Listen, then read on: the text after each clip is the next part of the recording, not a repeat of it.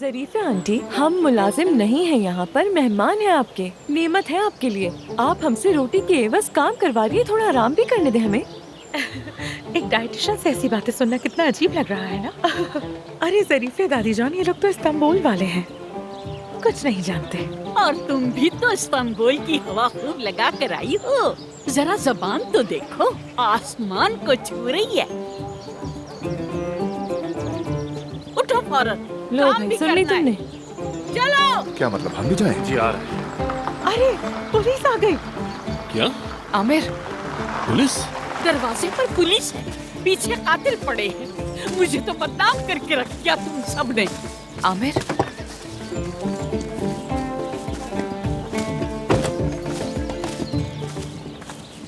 Hello Epsom साहिबा। Hello officer, please कहिए कि पुलिस पकड़ी गई है। बदकिस्मती से अभी नहीं, लेकिन शहर के तमाम दाखिली रास्ते बंद कर दिए हैं और तस्वीर हर जगह पहुंचा दी गई है। क्या कुछ है जो हम कर सकते हैं? बस बिला जरूरत फार्म से बाहर ना निकलें। वो औरत दिमागी तौर पर ठीक नहीं है, दोबारा कत्ल की कोशिश कर चुकी है। ये खेल नहीं है। जी हमें इसका अंदाजा है। आपके पास मेरा नंबर है, अगर आपको जरूरत हो तो मुझे कॉल करें किसी भी वक्त। बहुत शुक्रिया। शुक्रिया। आपका दिन अच्छा खुदा हो। हाफिज। वो पागल औरत हमें यहाँ भी तो नहीं ढूंढ लेगी। वो हमारे बारे में सब जानती है, यहाँ का भी पता लगा सकती है। आज रात हम सब बारी बारी पहरा देंगे। पहरा ठीक है, लेकिन बारी बारी ना हो, क्योंकि अगर बारी बारी हुई तो मेरी भी बारी आएगी।